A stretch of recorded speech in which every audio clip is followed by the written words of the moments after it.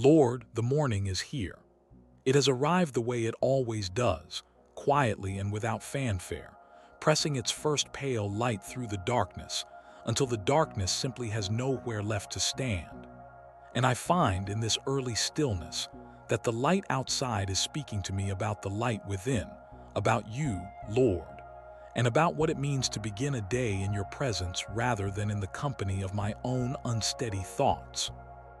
So I turn toward you now, before the hours fill with their noise and their requirements, and I let this quiet morning be what it is, a lit room prepared by a faithful hand, and an invitation to enter without fear. There is a word that has been forming in me since I first opened my eyes this morning, a word I have not always been able to hold onto through the rush of ordinary days, but that feels available to me now in this early stillness. The word is fearless, not reckless, not indifferent to what is real and difficult, but fearless in the particular way that comes only from standing close to the one who is stronger than every threat and brighter than every shadow. That is the fearlessness I am reaching for this morning, Lord, and I believe you have placed it within reach. Lord, as this morning rises around me, I plant my heart in the fearless confidence your servant David knew, and I make his words my own. Psalm 27, 1-5. The Lord is my light and my salvation, whom shall I fear? The Lord is the strength of my life, of whom shall I be afraid? When the wicked, even mine enemies and my foes, came upon me to eat up my flesh, they stumbled and fell. Though an host should encamp against me, my heart shall not fear. Though war should rise against me, in this will I be confident. One thing have I desired of the Lord, that will I seek after, that I may dwell in the house of the Lord all the days of my life, to behold the beauty of the Lord, and to inquire in his temple. For in the time of trouble he shall hide me in his pavilion. In the secret of his tabernacle shall he hide me. He shall set me up upon a rock. Lord, I want to stay with that opening declaration for as long as this morning will allow. The Lord is my light and my salvation. Whom shall I fear? It is not posed as a question that requires deliberation. It is a question that has already answered itself in the asking, because when the Lord is your light, fear finds no darkness to live in, and when the Lord is your salvation, fear finds no threat large enough to justify itself. David was not writing from a life without enemies or difficulty. He was writing from the middle of real opposition, real danger, real uncertainty. And from that middle place, he looked at his circumstances and then looked at you. And the looking at you simply dissolved the fear that the circumstances had been building. That is what I want to do this morning, Lord. I want to look at you before I look at anything else. I want to let your light be the first light my inner eyes adjust to, so that when I turn toward the day with all its unknowns, I am already calibrated to a brightness that the day's shadows cannot overcome. The Lord is the strength of my life. Of whom shall I be afraid? I speak those words now not as performance, but as the sincere orientation of a heart that genuinely needs them this morning. Because there are things that could frighten me today, Lord, if I let them. There are uncertainties that have a way of growing larger when I examine them in my own dim light rather than yours. So I name them now, quietly and without dramatizing them. The thing I am uncertain about, the outcome I cannot control, the conversation I am not sure how to navigate, the sense that some part of my life is still waiting to find its footing. I name these not to rehearse my anxiety, but to place each one deliberately under your light, where they can be seen for what they actually are rather than for what fear imagines them to be. And what I find, Lord, when I hold them up to the light of your presence, is that they are real but they are not sovereign. They are present but they are not in charge. You are in charge, and that changes everything about how I am able to face this morning. One thing have I desired of the Lord, that will I seek after. Lord, I love that David, in the middle of describing enemies and encamping hosts and rising conflict, narrows his entire desire down to one thing. Not safety, though he wanted safety.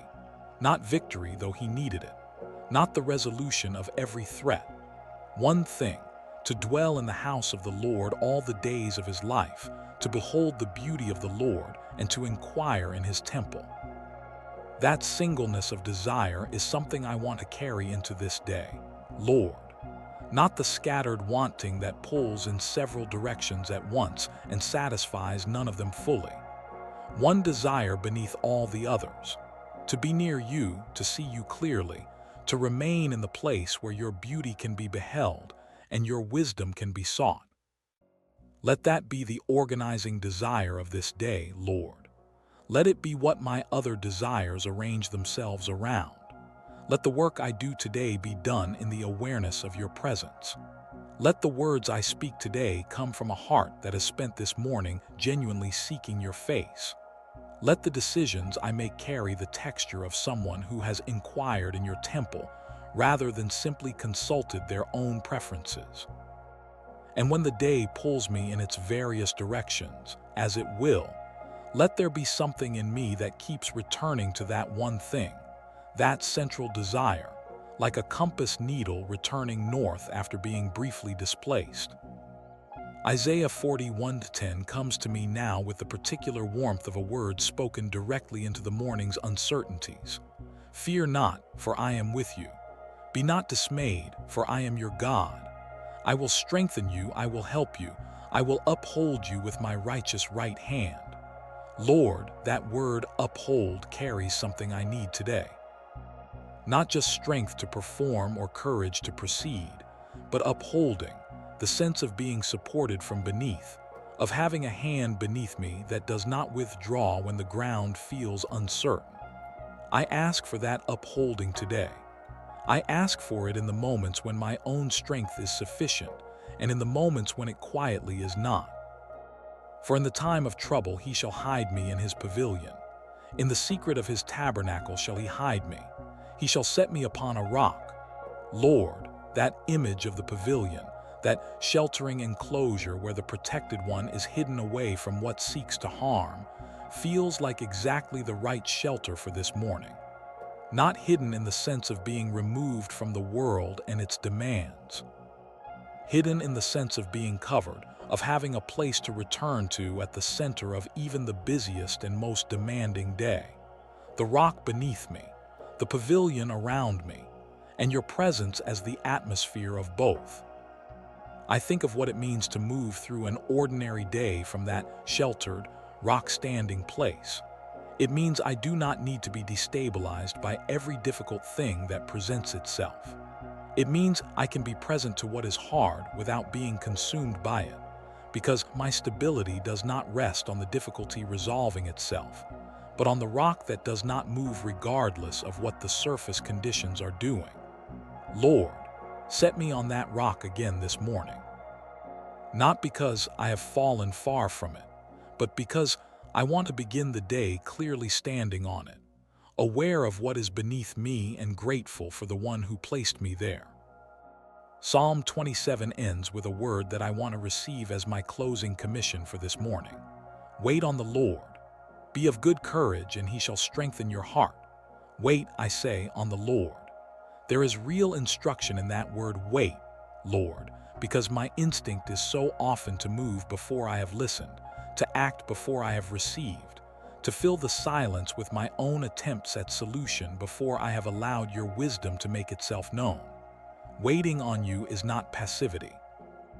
It is the most active form of trust available to me, the choice to hold my own agenda loosely enough that yours can take its proper shape. So I practice that waiting now, in these quiet morning minutes, before the day moves me along. Be of good courage. Lord, I receive that for what this particular day will ask of me. There will be moments today that call for a courage I do not naturally possess in sufficient quantity. Moments that ask me to speak when silence would be easier, or to hold my tongue when speaking would feel more satisfying.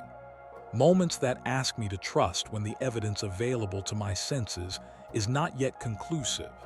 Moments that ask me to be kind when I am tired, or patient when I am pressed. For all of those moments, Lord, I ask for the courage that comes not from confidence in myself, but from confidence in the one who is my light and my salvation. He shall strengthen your heart. That is the promise on the other side of the waiting, Lord, and I claim it for this morning. Not the strength of someone who has it all together, but the strengthened heart of someone who has waited on the Lord and found him faithful to his word. Let my heart be stronger at the end of this day than it was at the beginning, not from effort but from trust, not from striving but from the quiet, faithful practice of keeping my face turned toward your light. The morning is fully here now, Lord. The lantern of your presence has been lit in this room, in this prayer, in this turning of my heart toward you, and I carry it with me into the hours ahead, not as something I produced, but as something you provided, not as a mood I manufactured, but as a reality you established. You are my light. You are my salvation. You are the strength of my life. And in you, this morning and every morning, I need not be afraid. Go with me, Lord. Light the way before me, and let me walk in your brightness all the day long. Amen.